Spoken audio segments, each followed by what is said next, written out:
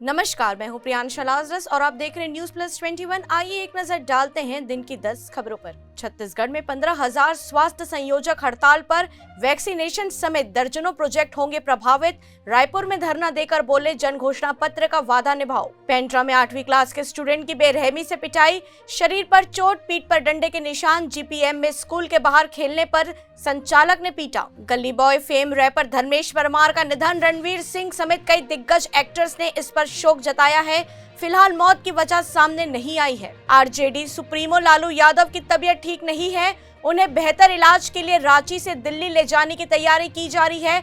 RIMS के medical board की meeting में इस पर फैसला लिया जाएगा। बेंगलुरु में कारोबारी के पास से मिला खजाना, 4.9 किलो सोना, 15 किलो चांदी और बेशकीमती हीरे बरामद। सीएम भगवंत मान का विधानसभा में ऐलान, शहीदी दिवस पर कल पूरे पंजाब में होगी छुट्टी। एलपीजी गैस सिलेंडर के दाम में बढ़ोतरी, केंद्र सरकार पर कांग्रेस का हमला। सुरजेवाला बोले जनता को नहीं चाहिए पीएम मोदी के अच्छे दिन। भारत में पिछले 24 घंटे में आए 1581 नए मामले, 33 लोगों ने गंवाई जान, 25,000 से भी कम हुए एक्टिव केस। छत्तीसगढ़ हाईकोर्ट से प्रशिक्षण अधिकारियों को बड़ी राहत, सेवा समाप्ति का कारण बताओ नोटिस खारिज।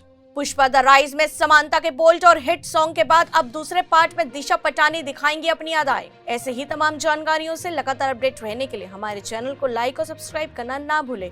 नोटिफिकेशन के लिए बेल आइकन जरूर दबाएं। देखते रहिए न्यूज प्लस 21, आपके हक की बात।